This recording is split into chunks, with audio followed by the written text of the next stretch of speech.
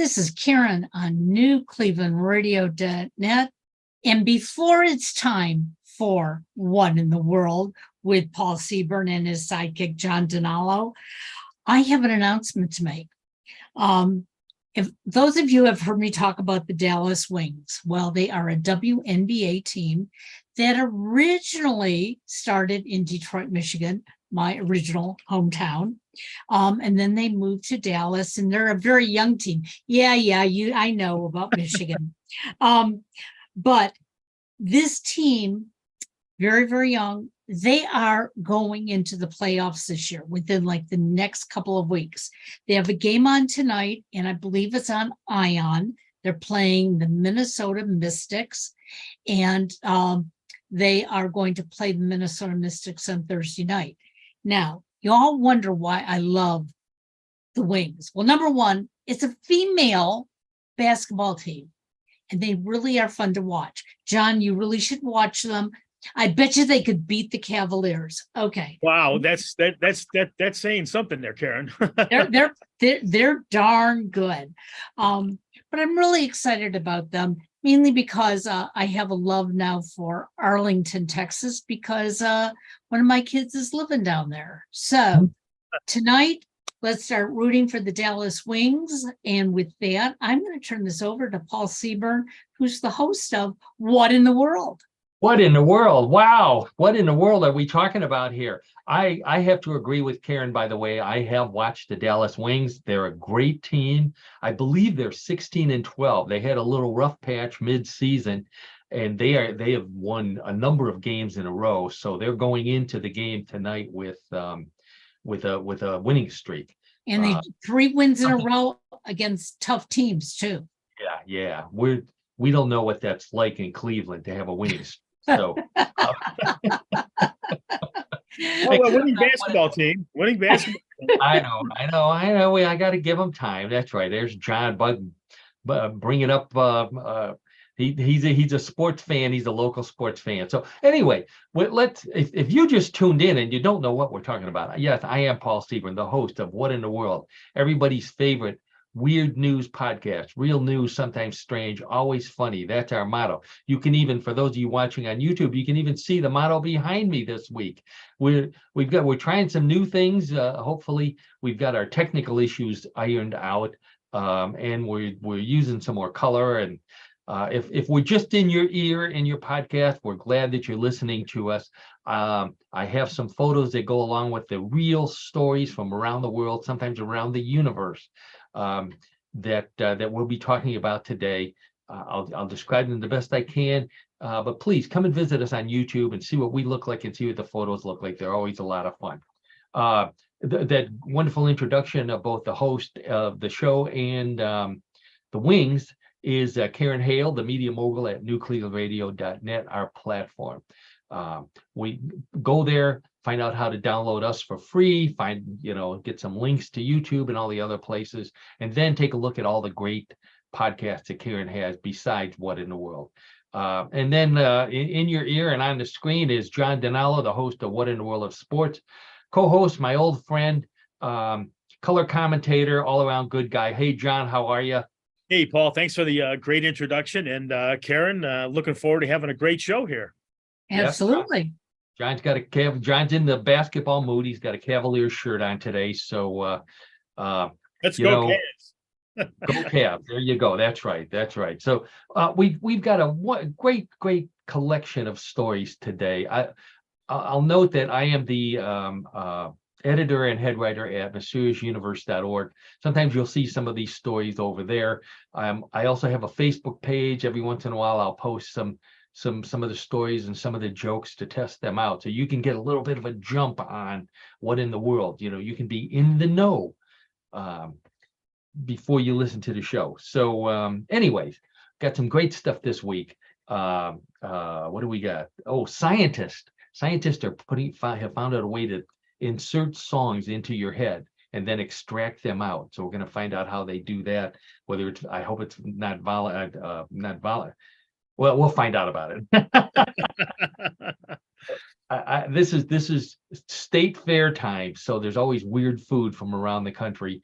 We've got the world's largest meat stick from Wisconsin. John, you're a big meat stick fan, I know. Yes, I am. That is true. Wait till you see this one. Beer drinking raccoons in Germany. This was a hot story on Facebook this week. A place in Japan where you can eat dinner and then get shampooed at the same place. Only in Japan. Maybe coming. Burn my food. Yuck. What do you hear about that?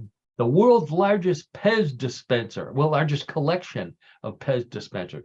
Interesting story about the history of Pez that we'll talk about. We always have our trivia alert. We've got some great trivia this week, but what John is always waiting for, and I know what a lot of our listeners, down example, Bigfoot stories. I've got count them, three Bigfoot stories this week with photos. Oh, so, can't wait. Some hints. Bigfoot eating peanut butter. Bigfoot, figure. Yeah, tearing apart a mobile home. So just stay tuned. Some great Bigfoot stories. Go to visit us on YouTube. You'll be able to see the photos as well. Let's get right to, and then we've got John's What in the World of Sports. John's got a great weird sports story for us. Then we'll play Bluff the Co-host, everybody's favorite weird news game. So we got a lot of stuff to do. Let's get right to it. So scientists putting songs in your head. I'm not sure if I like this idea. I like the song though. This comes from the University of California, Berkeley, the hippie professors out there.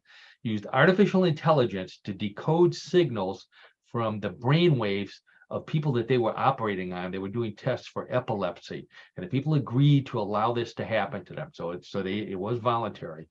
The scientist had them listen to a song and then looked at the brain waves, and they were able to identify which waves related to each word, each syllable, each note of the song. Now, John, the song, Karen, this is your era too, Another Brick in the Wall by Pink Floyd.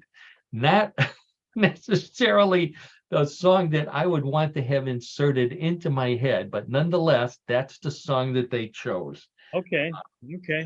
So if you remember the lyrics to the song, at the end, I'm just wondering if they suddenly had an urge to eat some pudding, because you can't have any pudding if you don't eat your meat.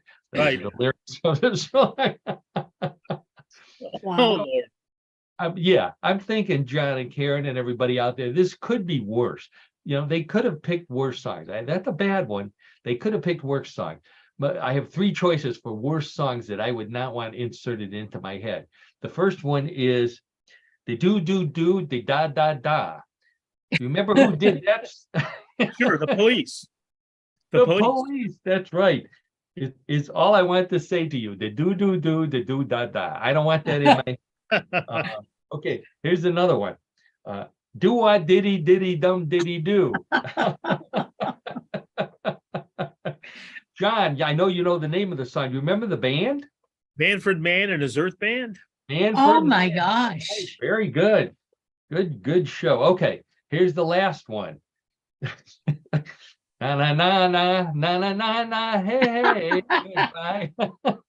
I know the song, and I think the group that did it originally was Steam. Steam, there you go. Ooh, very good. Steam, which was just a ragtag collection of guys, studio musicians that came up with this song, and it was so popular they ended up forming a band and touring. Unfortunately, that was the only song that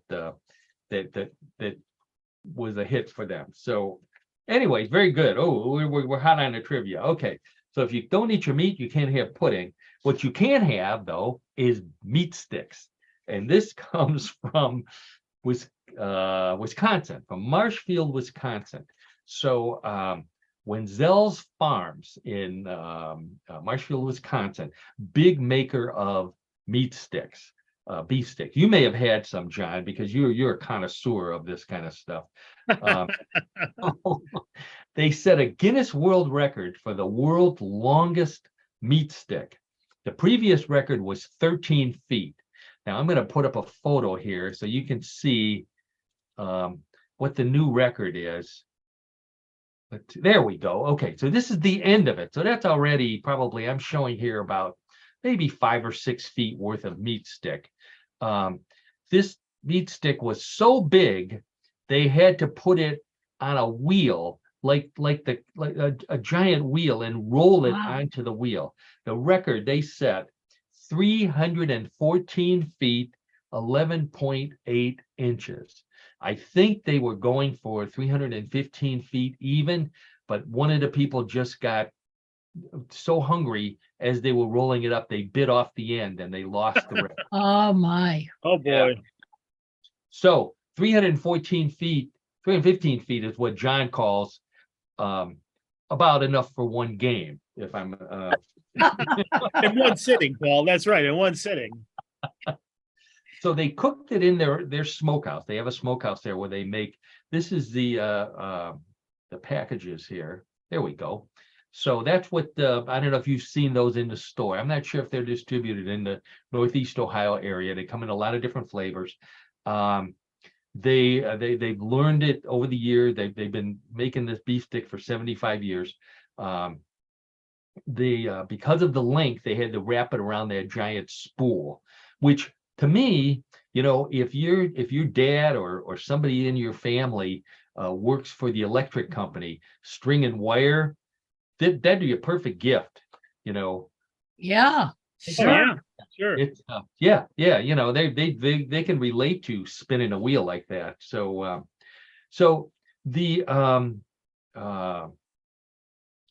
after winning, they cut it up and they ate it. So none of it went to waste. They cut it up and they ate it. Except to make it more realistic, they waited until everybody was hungover from the after party, and then nothing else to eat. And then they started eating beef stick, which is normally when you eat a beef stick, when you stop for gas at 2 o'clock in the morning, coming home from partying, and you need something to eat, and that's all that's there is beef sticks. And what brand of beef stick is normally there, John? Oh, I'm going to say Slim Jim. Slim Jims, that's right. Everybody's favorite, and really the only one that everybody knows because they're ubiquitous in these stores. Slim Jim was invented, trivia alert here, that was invented by Jack Comella in 1929 in Philadelphia. So it's almost 100 years old. It's now owned by ConAgra brand foods. Their revenue from Slim Jims alone in 1 year, the last year that they recorded it, $575 million, almost over $500 million revenue from Slim Jims. Yes. It's hard to imagine in a way. Well, John, you contribute at least a good 100,000. I contributed to that. Yes, indeed. Yes, indeed. I enjoy Slim Jims, but in small quantities, though. Quantities. Yeah, that's right. You spread it out. I know you spread it out. 569 million meat sticks are produced annually in 21 different varieties. So some of the ingredients: beef, lactic acid starter, dextrose, salt, sodium nitrate, and my favorite, mechanically separated chicken. So when they get the chicken to the point where humans can't scrape any more meat off the bone, they feed the bones through this, what's it called? Mechanically separator machine, and it sucks the last of the meat off and strains it out and makes it into a slurry or a slime, which they then feed in. You're not supposed to know what goes into sausages. It kind of ruins the taste and the idea. Sure. But that slime, by the way, I think is the same thing they used to make rubber chicken. So oh no. Oh my. Well, where's your horn at? Where's your horn on that one? Oh, that's right. That's also our bad joke horn. Okay, so one of my favorite shows, Parks and Recreation, was from it was set in Pawnee. I don't remember the state, but it was in Pawnee. Well, this story is from the Parks and Recreation Department in a real city, Shawnee, Oklahoma. So Shawnee, Oklahoma, this is part A. Yeah, the Shawnee, Oklahoma, they had to shut down the city's brand new $3 million pickleball courts. I think I popped up a picture of those there they are in the background. Now you can see in the front, it says the courts are closed for redesign and reconstruction. Why? Because they built the court too small. I didn't know, pickleball courts are already small, but they built them even smaller than they're supposed to be. What happened was the architect was not familiar with pickleball. And he thought, well, maybe there's a sweet pickleball and a dill pickleball, different sizes. And he went with the sweet pickleball. So that's how he ended up with the small court. $3 million. So they have to dig it up or they have to do something to make it regulation size. If the court gets too small, by the way, there's a law in the pickleball world. If the court does get too small, it can no longer legally be called a pickleball court. If it gets too small, it's called an olive court. And then if it's still too small, it's a caper ball court. Okay. John, do you know what capers are? I'm sure you eat them. Do you even know what they are when you eat them? No, I don't. I really can't say that I do. I think we did a show. I think we did a story once on capers, and I looked into there. I don't even want to speculate what they might be, but they taste good, and that's all that matters. Hey, are they a legume? Are they something that grows under the ground? Capers? No, they are an above ground plant. I know that much. Okay. I'm not. Yeah. Okay. They're like a bean, or more like a small pea. Right. A small pea. Oh, very good. Okay. All right. So look at the great stuff you learn on What in the World every week. Absolutely. If you're one of the trivia buffs, you go to one of these trivia competitions at your local bar or alcohol emporium, you could write off your training funds on listening to What in the World. What in the World is preparing you for your trivia competition. Absolutely. Speaking of sports, in Tennessee, the Gatlinburg-Pittman Highlanders, which is the local high school team, Gatlin-Pittman Highlanders, was leaving the locker room to go out to the local their football field to practice, when they saw this: a bear, a big black bear on their practice field, just walking across. The coach said it spent a good 10 minutes walking up and down and checking out the field before it finally wandered off and they were able to finish the game. Now, John, you know what happened? The coach, he finished the practice. He went back to the locker room and he already had a call there from the Cleveland Browns asking if the bear could kick. That's a reference to our fine kicker. I forget his first name. His last name is York, isn't it? First name, Cade York is his name. Cade York. That's right. We hope he has a great season. We really hope he has a great season. Hopefully he can get out of his slump. Yeah. Now, I was thinking that how many teams. Chicago has 2 teams named after bears. The Bears and the Cubs. Yes. Now, Bears. Yeah. Bears do not play either one of those sports. I've never seen a bear play baseball. I've never seen a bear play football, but I have seen bears wrestle. I've seen videos from Russia where people actually wrestle bears, trained bear. Now it's not the best thing in the world for the bears. So I think they're trying to cut back on it because it's cruel and unusual punishment for the bears, not just the person. The most famous of the wrestling bears, John, I don't know if you remember this, if you followed bear wrestling back in the day, the most famous wrestling bear was Andre the Grizzly. Huge, absolutely huge bear. He won the world championship. He defeated Bobo Berzil. Remember Bobo Berzil? No, I don't. These are all new names to me, Paul and Karen and audience. So they don't they don't use bears anymore. They use humans in bear outfits, and it's nowhere near as much fun. Okay, speaking of animals, we've got segues today. If you're a fan of segues, so this one comes from Germany. The German Nature Conservation Association is warning people to be on the lookout for raccoons that are breaking into houses, and this is what they're doing. They are going to Oh my. keep your beer, and they are opening the cans and drinking, or bottles, or wherever you store your beer, and they're drinking the beer. They are finding, people are coming home, they're finding cans all over the place, they're finding spilled beer, they're finding drunk raccoons. This is in Germany. Oh my gosh. Yeah.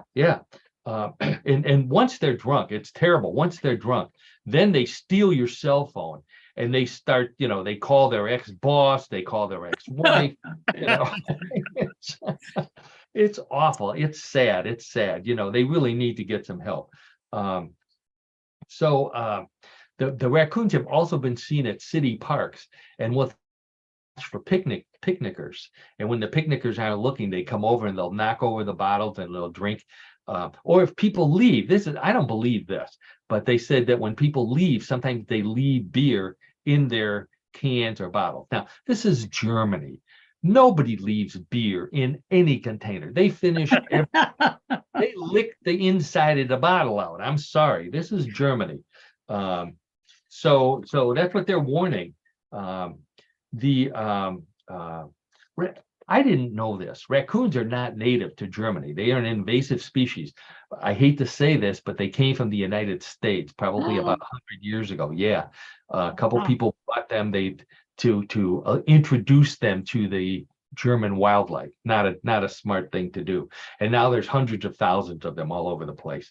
And they're called, the German word for them is Washbären, which means washing bears, because they use their little hands to dunk their food and eat it.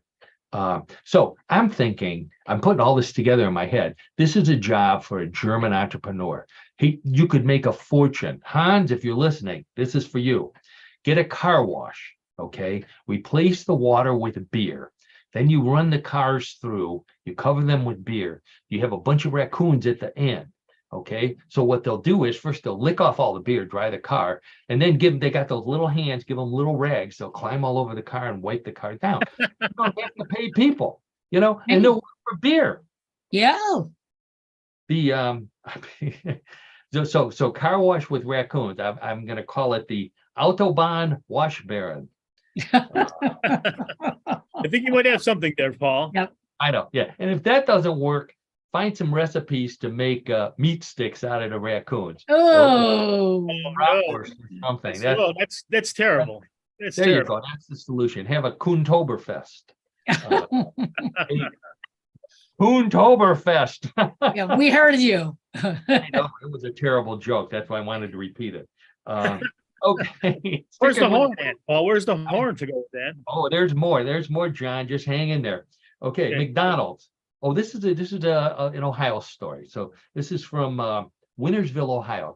McDonald's customer, Wintersville, Ohio. I'm not sure where that's at. John, do you know where that's at? Wintersville? I'm not familiar. No, I'm not. I know it's not between here and like Toledo or Detroit. No, I don't think so. I'll look it up while you keep talking. Okay, so yeah, that's a good thing I need to do. So this lady bought an order of McNuggets, and as she's digging into her McNuggets, she finds a penny. She finds a penny not just in one McNugget. She found 3 pennies in 3 different McNuggets. Fortunately, she didn't bite into them, break a tooth, or anything like that. So she went to the management, McDonald's officials. They apologized. They removed the contaminated chicken McNuggets from their stock, notified the manufacturer. I think she should have felt lucky, because I've been down to Progressive Field on Dollar Dog Night, and I never found $1 in my dog. So no, penny in your McNugget, not a bad deal. I blame the management. And this is McDonald's worldwide. I blame them, because what I think happened, They have all these new fancy cash registers now. Nobody uses cash anymore. You tap on the screen, you order all your stuff, you take your credit card, you tap on the screen, you go and you pick up your food. I think what happened is somebody who didn't know all this came in with cash, and they gave coins to the poor clerk who had never seen coins before, and they don't know what to do with them. So they had to hide them from their manager. So they hid them in the McNuggets.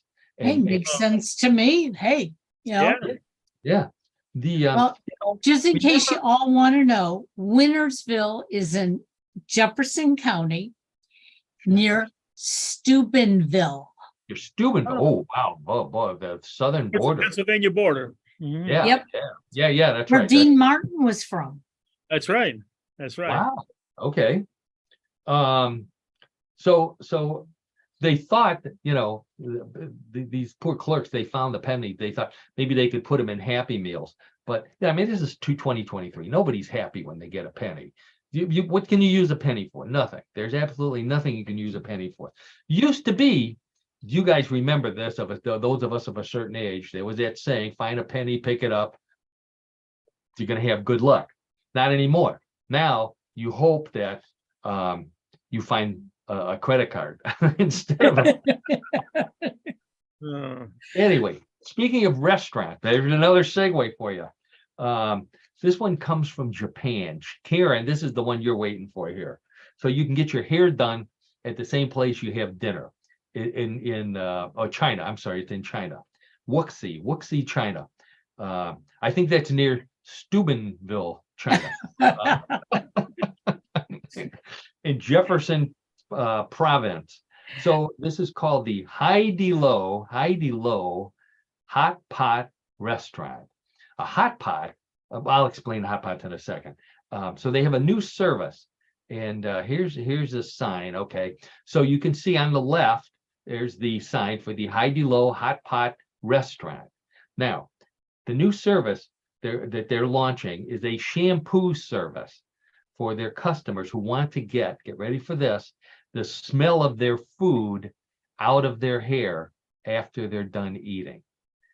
Now, if your hair smells after you're done eating, your hair is not the problem. Your food is the problem. Yeah. But here they are. There's two different. This is already operational. There's a man or a lady, I'm not sure, laying over there getting their hair washed. And then in the middle, they're getting it dried and apparently styled. They're shooting a video of themselves. They use a special shampoo, by the way, to get food smells out of your hair. It's called bread and pork shoulders. Bread. Oh, you don't have your horn today? You have your horn? I'm going to wear my horn. Play perfectly. So a hot pot, I didn't know this. I wondered what a hot pot was. But basically, there's a circle cut out in the middle of the table, and they put charcoal in there, or maybe they electrify it so it's hot. And then they put a pot in the middle, and they put the food all around. And what you do is you grab what you want, and then you heat it over the pot. And that's, or you make soup or all these different kinds of things with a hot pot meal. And now I do a similar version of this at home. I eat over the sink and I let the hot water run and the steam comes up in it. Oh boy.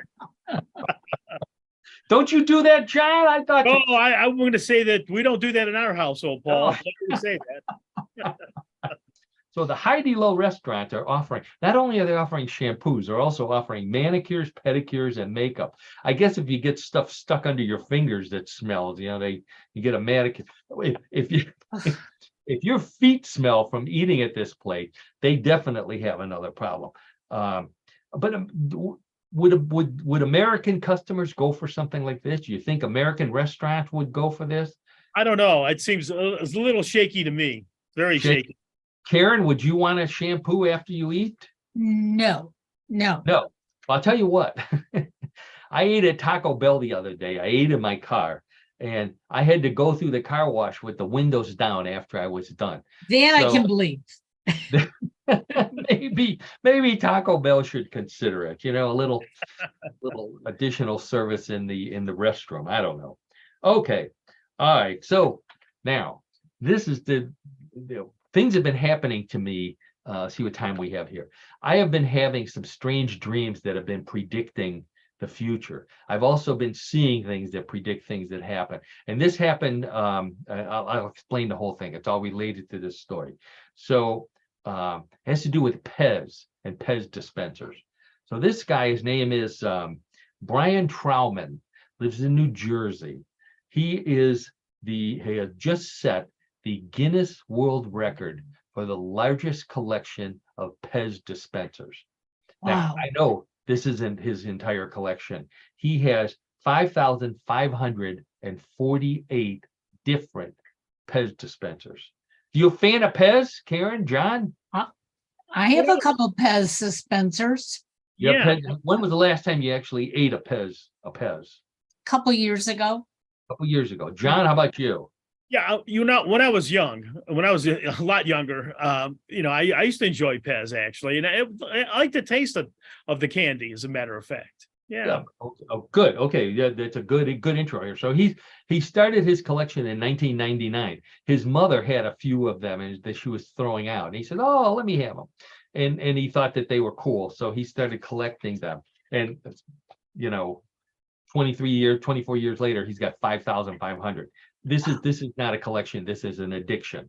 But before I cast disdain on this gentleman, some of the dispensers in his collection are worth $10,000 a piece. Wow. Yeah. Wow. 10,000.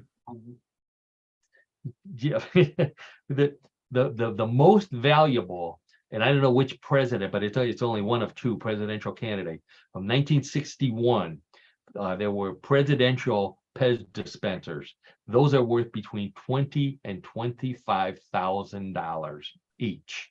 One with Kennedy, one with Nixon. The Mickey Mouse soft head. Now, normally the ones we have right now are the hard plastic one, but they originally had soft heads. This is a picture of the soft Mickey Mouse soft head here. Okay. That Pez dispenser right there, John, is $3,500. Wow. Wow. Yeah, go check in your closet. The Dumbo, the elephant from the Disney movies, Dumbo soft head, $2,728. Captain Hook soft head. This is a trend here. These soft head ones, they don't make them anymore. $2,200. So Pez was invented in Austria, and then exported worldwide. The name Pez is an abbreviation for Firmensie, Firmensie, something like that. I'm mispronouncing the German name, but there's a P at the beginning, an E in the middle, and a Z at the end. And they pulled those letters out, and that's where they got the name Pez. Okay. Last week, I was watching You Bet Your Life, which is hosted by my old buddy Jay Leno. It's nothing like it was with Groucho Marx, but Jay is hosting the show, and he asked a question about Pez dispensers last week before this story came up, and I got the answer right just by luck. And the answer was, was Pez originally made to help people stop doing? And the answer was smoking. It wasn't a candy.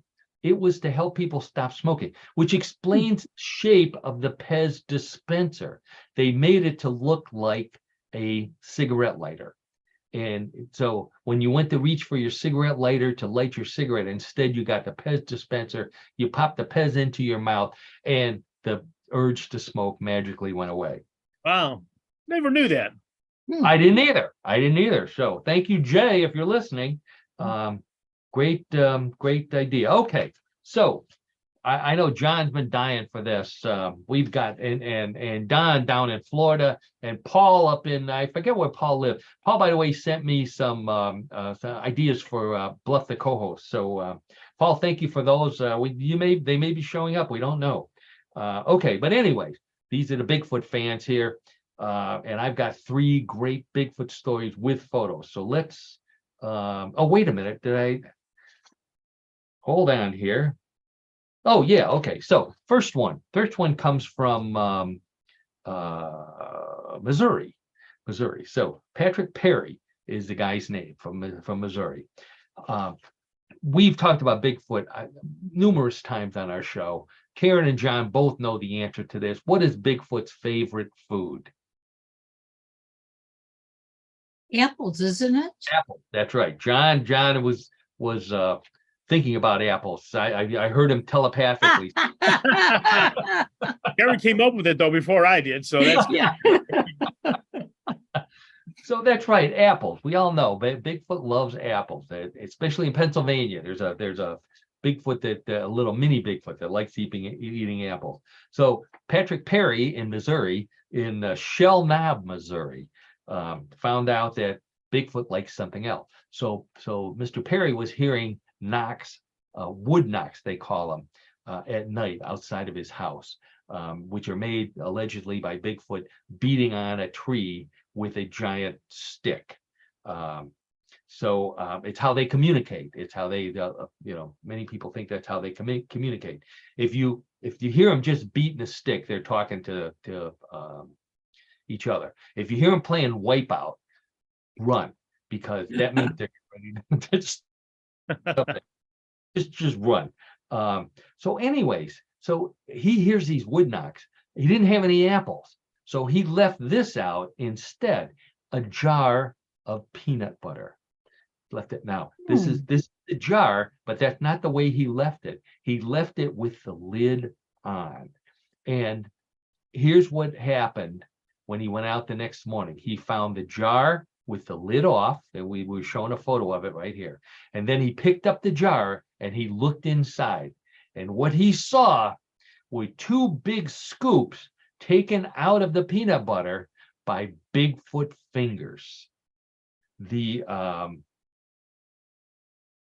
What do you say, John? no, I'm not buying it. I mean, I guess it could be Bigfoot fingers that took that peanut butter out of the container, but It took the lid off. That took the lid off Well, too. Took the lid off. person could have come by and done that. I mean, you could have a little kid came by, or a grown-up came by and took it off, and he had a peanut butter attack, and I had to have the peanut butter. There's no way you No can way. that. And I don't see any hair in there either. Good No, point. It's a good But point. there is a bug. Hold that thought. That's right. There's no hair in it. Some people echoed John that it might have been a human that did it. Other people remembered the raccoon story and said it could have been a raccoon take the lid off. Yeah, could have. Yeah. Could have been. Yeah, I don't know. He said no. He had it screwed on tight, and a raccoon has little hands, and no way a raccoon could take that off. Some people in his neighborhood said that they're starting to leave jars of peanut butter out as well. What is that? Is that an ant? It's an ant. Wow. Oh, good eye, Karen. I didn't even see that. Karen circled an ant in the peanut butter. What are you implying that the ant, like the rubber tree plant that climbed up? Maybe. Who knows? Because he had high hopes of eating. Right. That ant did have that. That's right. Oh my gosh. The Pink Panther would say, eventually that's going to be a dead ant, dead ant, dead ant, dead ant, dead ant. Oh, you're on a roll today. I'm sure you are. Am I really? Okay. So some of his neighbors put peanut butter out, but none of them found the same thing. I'll tell you what the reason why. They put Skippy out, and everybody knows that Choosy Bigfoot chooses Jif. Oh. And if the Jif people are listening, I will do a commercial for you. All right. Cool. Yeah, by the way, Karen, great eye. I did not see that ant crawling across the top of that peanut butter. Boy, this puts a whole new twist on the story. I'll have to do some more analysis. Maybe we'll have an update next week. You do that. In the meantime, we come to Bigfoot story number 2. This one comes from the state of Washington, Bigfoot hotspot. That is ground zero for Bigfoot, according to Bigfoot experts. A lady by the name of Tona Carlo. She lives near what she calls a huge wildlife habitat near Roy in Washington State. And she claims that Bigfoot has been attacking her motorhome. And by attacking, I mean beating the heck out of it. Here's a photo of the door of her motorhome, and something smashed the window out of the frame and started peeling the frame off of the door. It looks like the door's on there cockeyed now. And it ignored the sign right next to it that says private property, no trespassing. These Bigfoot are starting to become criminal.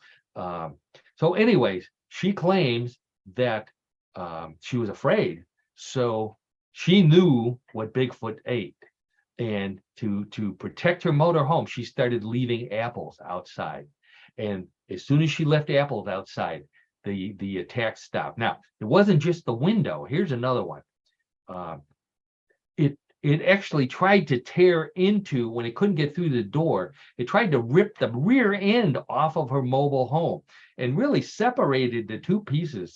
So there had to be a very powerful creature that was doing this. But she said after she put the apples out, and she has seen the Bigfoot since then. When she puts the apples out, her and her little dog, she says they sit there looking out the window and they see this big hairy, she called it a big hairy human-like reddish brown critter, which the lovely Donna has called me occasionally. Picking up the apples and eating them. So she knows it's Bigfoot, it's not something else. So my thought is, now I know John's going to point out I have no photos of the Bigfoot because she didn't send any. Now, what I'm thinking, if Bigfoot likes apples so much, what they should do is start putting out apple cider, hard apple cider. Bigfoot will stay there, knock back a half a dozen or so of a 6-pack. And before you know it, he's going to lay around. She can get some really good close-up photos to send into What in the World. Especially if she added donuts. Yeah. Oh, good. And That'd be very logical, though. That'd be a very logical. Donuts. Boy, that's my go-to meal. So she said, so she does get the occasional whack on the wall. She got a new motorhome. She says, if I get occasional whack on the wall of my new motorhome, I hurry up and throw some apples out. And I think Bigfoot tried that at home when he whacks on the wall, and Mrs. Bigfoot says, I've got a headache. So her neighbor in the trailer park says that she feeds him too, and another one nearby has a 300-acre ranch, and they see the Bigfoot. So, Karen, you had a good idea with the peanut butter. My suggestion would be to leave caramel apples out. They leave caramel apples, they're sticky, their hair will stick to the caramel, and they'll throw the stick away. There'll be some hair on it. We'll get some DNA. We'll prove that Bigfoot exists. Well, hey, you are one smart guy. I'll tell you what, Donna, if you're listening, send them to me, care of newclevelandradio.net. Okay, one more. Now, John, I know I'm not even going to ask you for your opinion on this one because there's no photo. But I've got a photo. This is allegedly the best Bigfoot photo of all time. So Josh Highcliffe is his name. He lives in Tunica, Mississippi. He's out hog hunting. And he says, and I quote, "There was this huge black thing crouched by a dead cypress about 50 yards away. I thought it was a hog, but I saw these big shoulders and a head upright with hand. It looked like it was digging out the stump. That stump was huge. I guess the sucker was 7 feet tall. I am a hunter, and I'm pretty darn good at guessing size." So, 7 foot tall. Let's take a look at the photo here. I've got it conveniently circled, so in case you can't pick it out, as obvious as it is over there. He knew, by the way, he was hunting with his buddy Bubba, who's also 7 feet tall, but this Bigfoot didn't have the orange vest on, so he knew he wasn't looking at Bubba. Um, this is photo number one. I'm going to put up photo number two for John here. There's photo number two, right smack in the middle is Bigfoot staring back at what's his name, Josh. So he claims this is the best photo of a Bigfoot ever taken, digging a stump out in Mississippi, in a swamp in Mississippi. John, what do you think? Does that look like a Bigfoot to you? I guess in the category of it could be, but it's still inconclusive. Both photos, as a matter of fact. I mean, you see a black or dark figure, but no, there's no way you can distinguish that's a Bigfoot in either photo, in my opinion. I agree with the photos. It's the second one is a little better. Yeah. I will say that his name again is Josh. If you Google best Bigfoot photo ever, Josh Highcliffe is his name. You will see the video. Now, the video, the Bigfoot moves slightly, ever so slightly behind the tree and back out again. So there is some movement. Now, so there's some theories that say it's somebody was pulling a prank. Might have been his buddy Bubba in a gorilla outfit. Could be. It would make sense. It would, Paul and Karen, it would stand to reason. Couldn't he wait until the figure moved into more of a clearing as opposed to being behind all these trees and all that? Now, John, okay. I've challenged you to go down to the Cuyahoga Valley National Park. And I've been there many times. I love the park down there. That's right. As a matter of fact, to bring up the Cuyahoga Valley National Park, beautiful, one of the most gorgeous parks, the number one park east of the Mississippi. There's a black bear down there near you, Karen, in Streetsboro. I don't know if you saw that on the news. Yes, we Saw that did. report. Yes, I did. Yes. And they also claimed that they saw it on the path between where we are in Sagamore and Peninsula. Wow. Yeah. So that's getting very close. That's Yeah. getting very close. So, John, bottom line. Oh, no. There's No. no. Okay. Inconclusive in both. The second is better. The second photo is better than the Second first one. photo's Still better. inconclusive. Yes. So we keep looking. Please just keep sending your Bigfoot photos to newclevelandradio.net. What in the world? Care of, Yep. et cetera, et cetera. And on that note, on that Bigfoot photo, I think we've come to the end of the strange news section of What in the World, which means it's time for, let's put the photo up here. Oh, new sign for John. What in the World of Sports with John DiNallo. All right. Thanks, Paul. How Wow. about that? A little bit more run here. That's great. Excellent. I Excellent. worked all 2 minutes on that. So Well, thanks for the effort. I appreciate it, Paul. Thanks. I had to learn how to do all that kind of stuff. Anyway, so every week I ask my old friend John, we go back to college together. We're fraternity brothers. I ask him, John, find us a sport that it fits with the theme of real news, sometimes strange, always funny. Every week, John manages to find a strange sport for us. Sometimes they're really off the wall. Sometimes they make you go, yeah, I might play that sport. I think we're leaning towards that one today. So, John, I've got your photos all lined up. Why don't you introduce your sport to us, and let's see if it's one we might play. Oh, sounds good, Paul. Thanks for the great introduction. So, ladies and gentlemen, if the Women's World Cup got you in the mood for more soccer, we have it. Our sport this week is walking soccer. Let me explain. This sport originated in England, where it is called walking football, and has recently spread across Europe and North America and other parts of the globe. Wow. Walking soccer is aimed at keeping people over the age of 50 involved with the game of soccer long after they can no longer play the fast and physically traditional game. Former soccer players and newcomers alike say walking soccer is a safe, inclusive sport with benefits for both physical and mental health without having to chase a ball all over a regulation field measuring 115 yards long and 74 yards wide. That's longer than an American football field. So yeah. The statistics as to how large a regular soccer field is. As it starts in the year 2011, the Chesterfield Football Club Community Trust launched its walking soccer program in Derbyshire, England, as part of an initiative for sports for older adults. Walking soccer is Look at played. this guy looks like he's in his 70s, maybe 80. Yeah, sure, sure. Soccer, yeah. Yeah. So the sport is played on a smaller field. It's either 55 to 65 yards long and 35 to 45 yards wide. And there are only 6 people on each team instead of 11. Most rules are the same, but some are radically different than soccer. Players cannot run or jog with or without the ball, and one foot must be in contact with the ground at all times. Wow.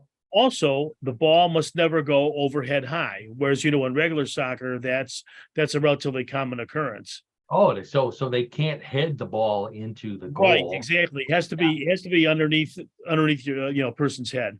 Wow, that probably takes a little bit of time to unlearn those old habits. I would think so. Yes, I would think so, Paul and Karen. Now, most players average 3,500 to 7,000 steps in a game. Wow.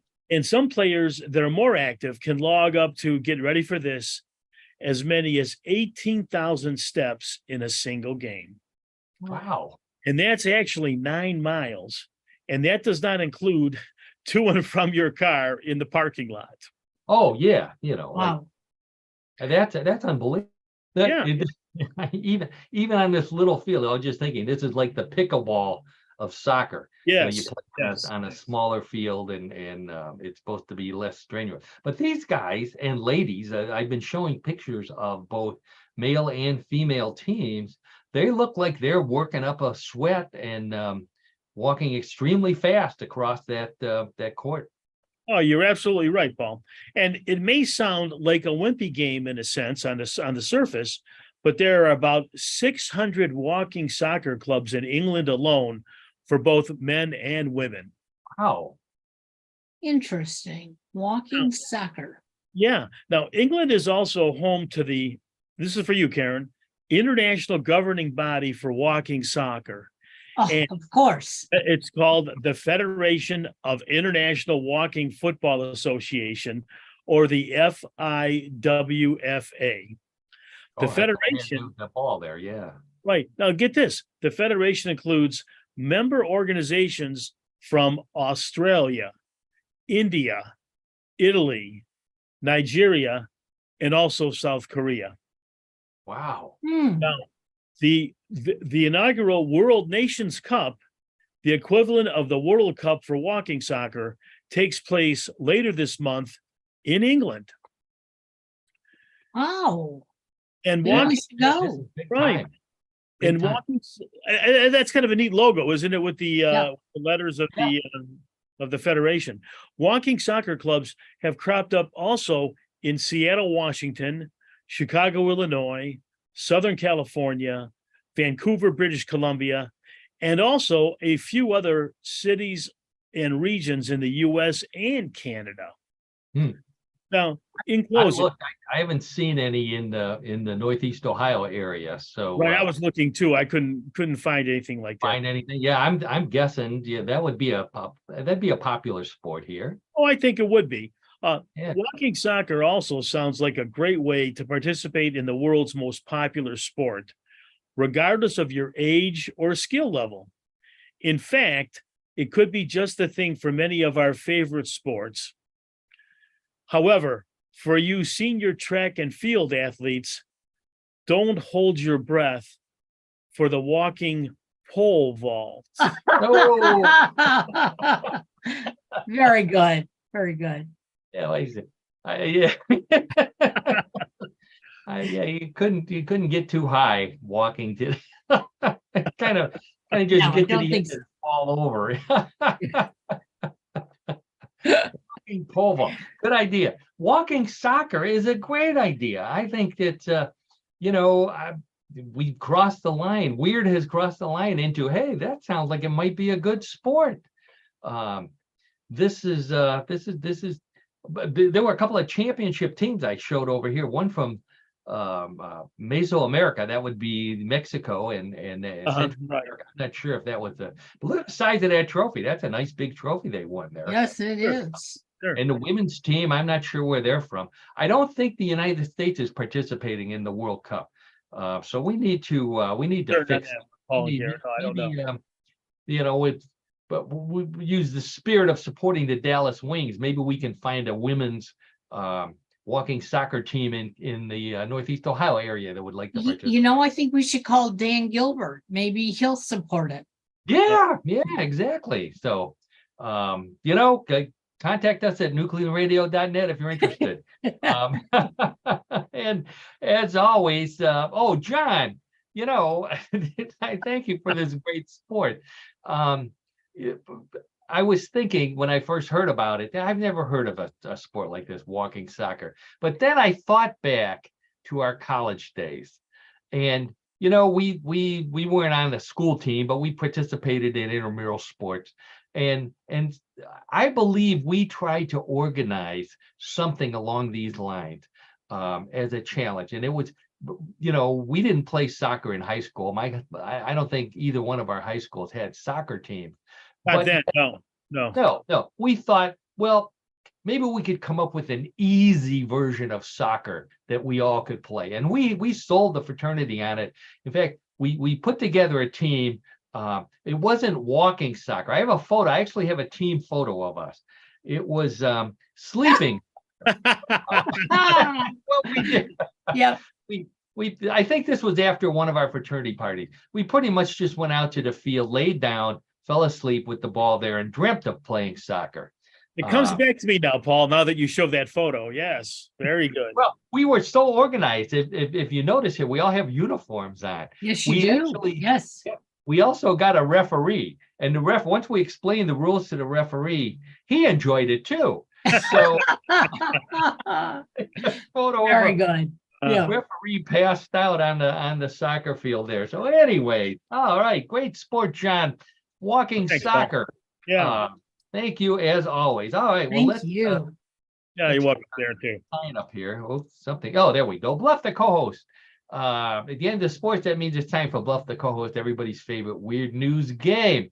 Rules are simple. I have 3 stories similar to the ones you've been hearing all afternoon. One big difference, those were all real. These stories may be real, may be a bluff, and it's up to John, Karen, and those of you playing at home to decide which it is.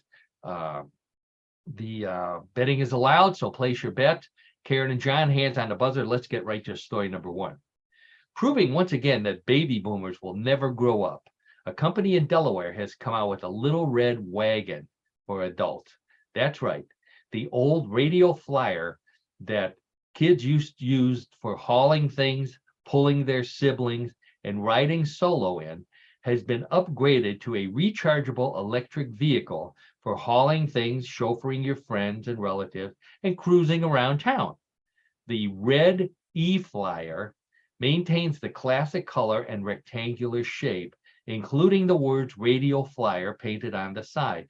But the rest is more like an open electric convertible with, get this, a 110-mile range between charges and top speed of 60 miles an hour. For the final wagon look, the front to back roll bar on top looks like an actual red wagon handle. Look for the little red electric wagon in your senior living village sometime in 2025. Okay, so for baby boomers who missed their little red wagons, you're now going to be able to get an electric car shaped like a little red wagon. What do you say, Karen and John? We'll start with Karen. Real or bluff? Well, electric cars aren't doing all that great right now, so I'm going to say this is a bluff. Oh, good. Oh, interesting logic there. Okay. All right, John, how about you? I agree with Karen. I think this is a bluff. I don't know how feasible it is to try to put this wagon together or whatever, a radio flyer together, but I'm going to say it's a bluff. The bluff. Okay, so John says it's a bluff. Karen says it's a bluff. Let's check with the judges. And the judges say congratulations to both of you. That is a bluff. Oh, Very good. good. Getting Okay. off on the right foot here. That's Yeah, great. scores 1-1, by the way. That story was inspired by an actual electric tricycle based on the Hot Wheels that we all use. Well, I think that was after our age group. But they're coming out with an adult version of a Hot Wheel that's electric. So Oh, really? yeah, Wow. this stuff is happening, Karen, whether you like it or not. Yeah. Okay, scored 1-1. Let's get right to story number 2. Do you prefer to have your packages delivered by UPS, the post office, or FedEx? If you live in Nebraska, you may want to stick with FedEx now that rattlesnakes have invaded the state. A FedEx driver making deliveries there was shocked to see a rattlesnake guarding a door of the house getting the package. He needed to make the delivery, so he put the box down, went into the garage, came out with a large hoe, and killed the 3-foot rattler. Feeling guilty that it might have been a pet or a guard snake, he texted the homeowner and told them they could watch the whole thing on their doorbell camera. The grateful homeowner nominated the driver for FedEx Employee of the Year, while Amazon, their competitor, is considering offering an upgrade to Prime called Amazon Reptile.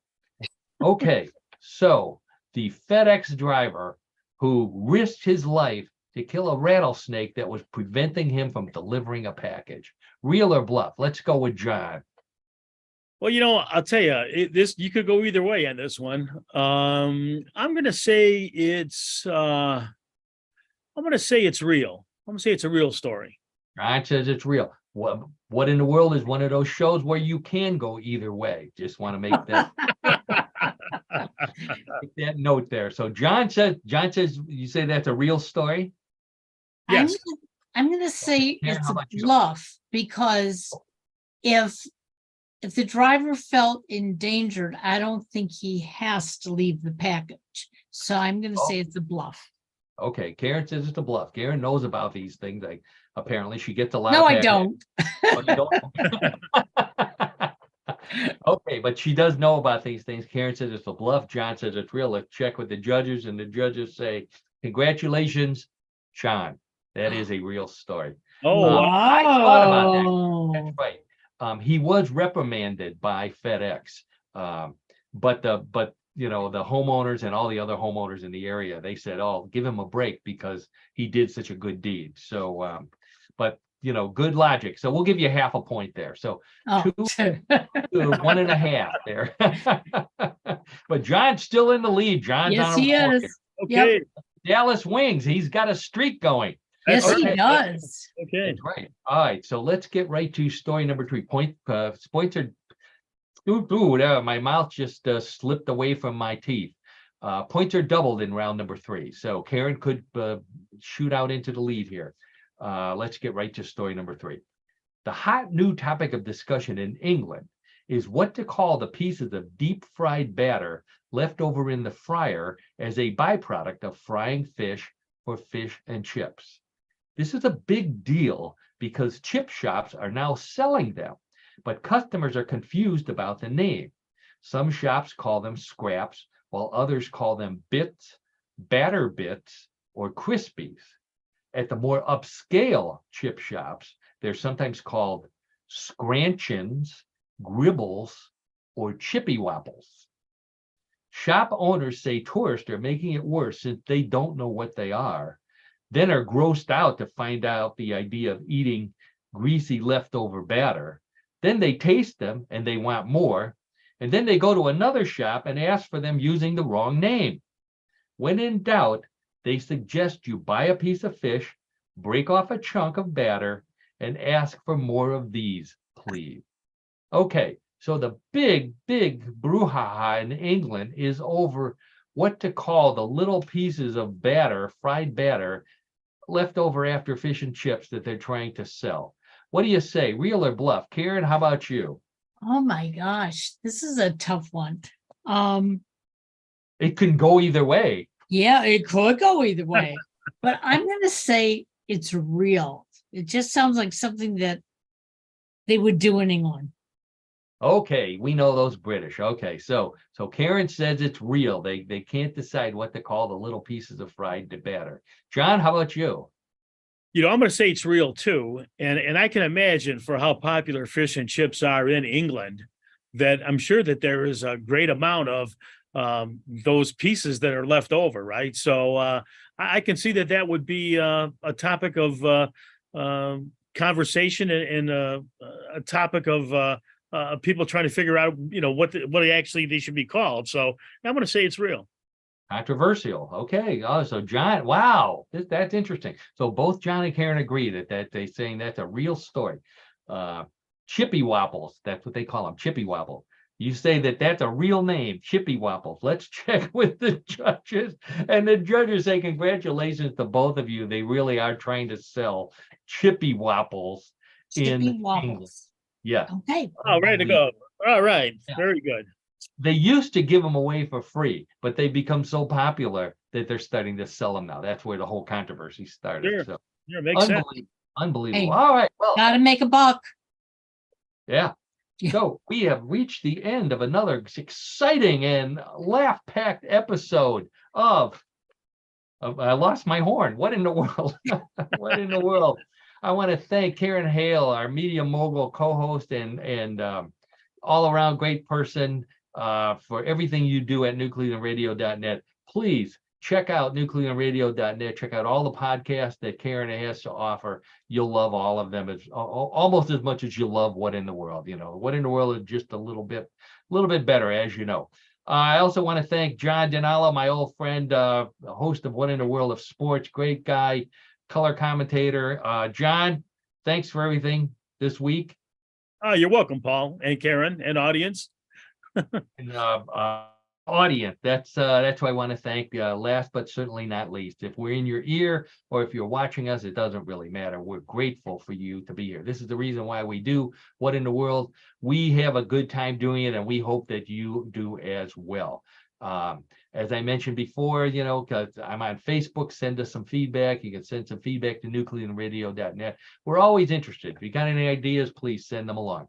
But most importantly, enjoy the show. That's what we want you to do. And on that note, we are reaching the end of summer. I saw school buses going around. So if you're going back to school, we're sorry to hear that. But if you're that young, what are you doing listening to What in the World? You are absolutely correct. Well, we love all of our listeners. And again, all of our listeners, Dallas Wings tonight, I believe it's 7 p.m.